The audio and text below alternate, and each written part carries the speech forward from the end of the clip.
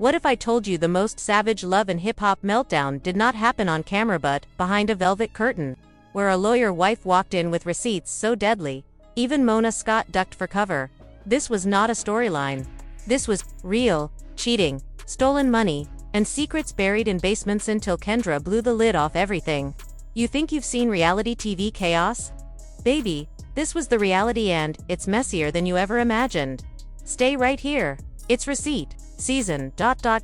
and no one's walking out clean. Through the chaos of a shakedown, tension crackled in the air like static. The security cameras buzzed and flickered, capturing every shadow in Laura's illusion frustration. And as for you, keep my name far from your mouth. One more slip, and you might just find yourself buried 6 feet deep. Hold up, because what you just heard is not even the real bombshell rocking the streets right now.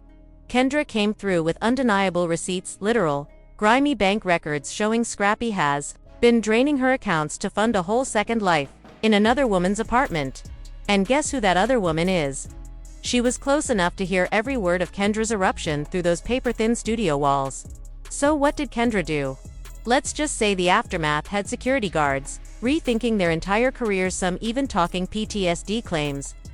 The chaos hit so hard, even Mona Scott was ducking behind stage props for safety. Trust me, you are going to want to stay put for this one. It is messy, it is wild, and once we break it down, you will never view reality TV the same again. Welcome to Receipt Season, where nobody's untouchable. And this explosion, it did not happen out of nowhere. This scandal has been simmering beneath Atlanta's glittering surface for months. And it finally erupted in the one place no one could hide, behind the velvet curtains. That is where love and hip-hop captured a whole new level of real. Now rewind with me. Kendra Robinson, the powerhouse attorney, who once swore on her mother's name that she would never let a man disrespect her on camera, was supposed to have it all? Viewers believed the ring would settle Scrappy down and usher in the Family Man era. But it seems Scrappy skipped reading his own vows. According to a very chatty production assistant who clearly shredded their NDA for this tea, Kendra had been quietly playing detective for months. She tracked every suspicious studio bill, every wig charge, every shady Zelle notification. The digital trail finally led her to a luxury high-rise in downtown Atlanta. Scrappy's name was on the lease and someone else's was on the buzzer. That's when everything blew. But Kendra, she did not show up like your typical scorned reality wife. She arrived like legal heat in heels. By the time last night's taping rolled around, insiders say she walked in, not as Scrappy's spouse, but as judge, jury, and full-blown executioner.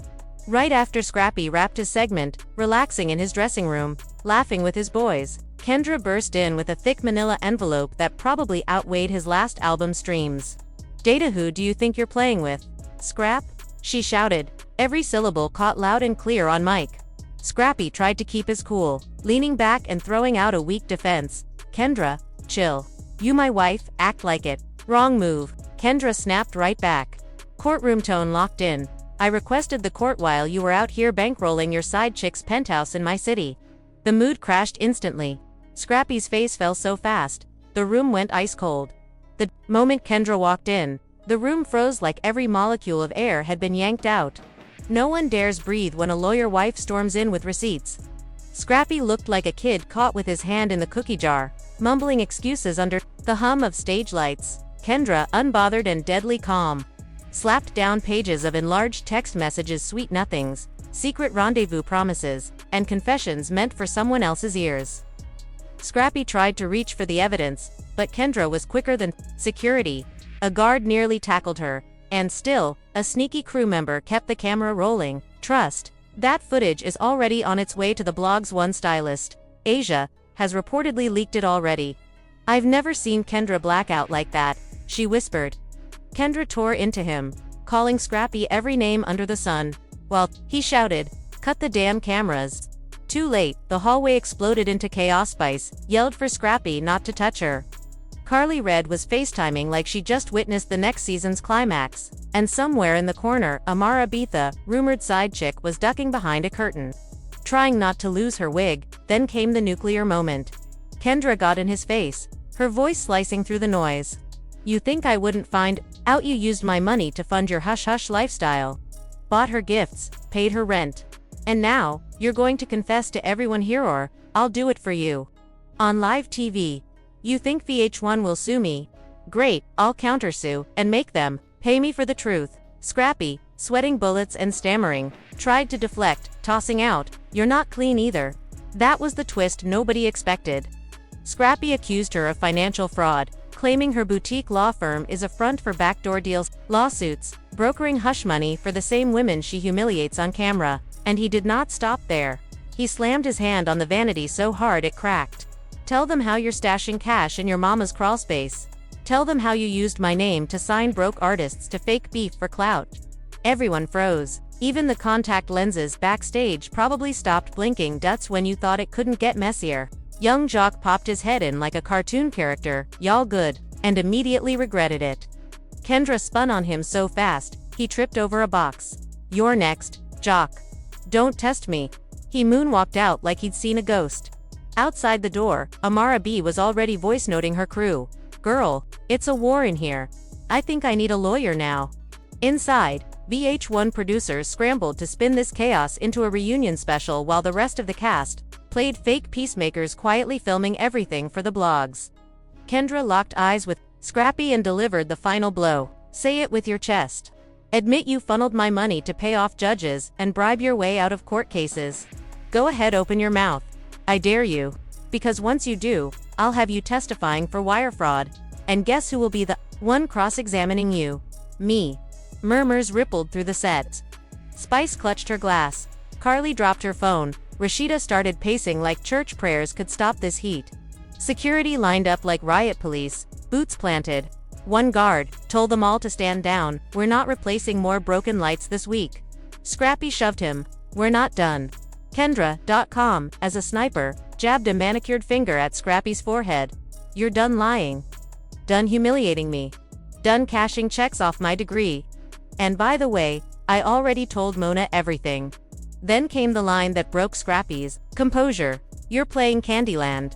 I'm playing Game of Thrones." Scrappy's jaw twitched. He was no longer the rapper, just a man unraveling. He smashed his fist into the wall, so hard a mirror shook.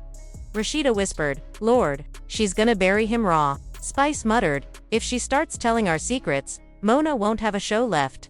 And right on cue, the double doors flew open. Mona Scott Young herself stepping into the wreckage like the finale had just written itself. Mona Scott stormed onto the scene like she could smell a finale and a rating spike from down the hall. Her heels hit the floor like a judge's gavel, dragging a breathless producer behind her, earpiece flailing, trying to keep pace. She glanced over the chaos. Scrappy looking shattered, Kendra cold as steel, a shattered mirror reflecting the drama, and cast members ducking behind props like they had front row seats to a war zone. Without missing a beat, Mona snapped, "Somebody better tell me why my best episode happened off camera." And shut Scrappy up with a single wave of her hand so clean it felt rehearsed. "Both of you, in my office. Now, and if either of you post one frame before I do, you'll be airing your grievances on Facebook Live instead of VH1. With that, she spun, chin lifted like royalty, her glare cutting through the tension like a scalpel. Let's give viewers the moment a man gets outplayed by a woman who knows the law and his login info. Mona's voice sharpened with each syllable as she turned to her assistant. "Call the network lawyers. Book the ballroom at the W. I want emotional confessions tonight." The shouting may have paused, but behind her, the real battle was only beginning. Secrets long bubbling beneath Atlanta's glittering skyline were about to explode. Kendra brushed past Scrappy like he was a stranger, her ice-cold stare nearly knocking him backward. As Mona's office door slammed shut behind them loud enough to echo like a cell block locking down, half the cast had their ears against the wall, desperate for any sliver of tea before security cleared the hallway like a crime scene. Receipts, whispers, glass fragments, and murmurs floated through the aftermath. Did he really say bribe? Judges. She hid cash where? Inside Mona's office, it felt less like a producer's meeting and more like a courtroom hosted by the devil herself. Mona paced the floor like a predator, her stare shifting between Scrappy's clenched fists and Kendra's venomous smirk. Then she snapped, "You to know how much chaos you just cost me." Sponsors called asking if they need hazard pay now. Scrappy tried to speak first, his voice low and heated, accusing Mona of pushing hush money from the beginning. But before he could finish, Kendra laughed a chill-inducing, surgical slice of a laugh. "This fool couldn't even spell embezzlement if you gave him a head start. I've got screenshots, statements, And the lease with that side chick's name on it. Try me. Mona sat back, folding her arms slowly like she was watching her own court show in real time. So let me get this straight. Scrappy's draining marriage funds for his secret playhouse, and Kendra's been covering up cast members' mess for cash. They both shouted, yes, in perfect unison. Mona clapped once loud and final. Perfect. Chaos that covers my payroll. But before I roll cameras, I want full details. Slowly, Kendra. Pretend you're explaining it to Carly Red's wig. Kendra stepped forward with the confidence of a courtroom queen, slapped her phone on the desk, and played a recording labeled Scrappy Confession. Chat receipts filled the screen. Bank logs exposed transfers to a Miami condo she had never seen. Guess who opened the door when I showed up last month? She said. Little Miss Omar, stuttering ma'am, like a teenager caught skipping class. And Uber Eats logs say she's living like a queen on my card. Scrappy lunged forward to defend himself, but Mona raised her hand with lightning speed. Sit, or I swear on my Emmy dreams, you'll be back writing mixtape lyrics in SpongeBob boxers by morning. Scrappy slumped back into the seat, seething under his breath, but it was clear, this wasn't just a reunion episode. This was an expose disguised as television. And Mona was already plotting the camera angles. Kendra's voice sliced through the tension like a poisoned blade, each word landing with deadly precision. Let me make it plain, Mona, she said, her tone soaked in venom.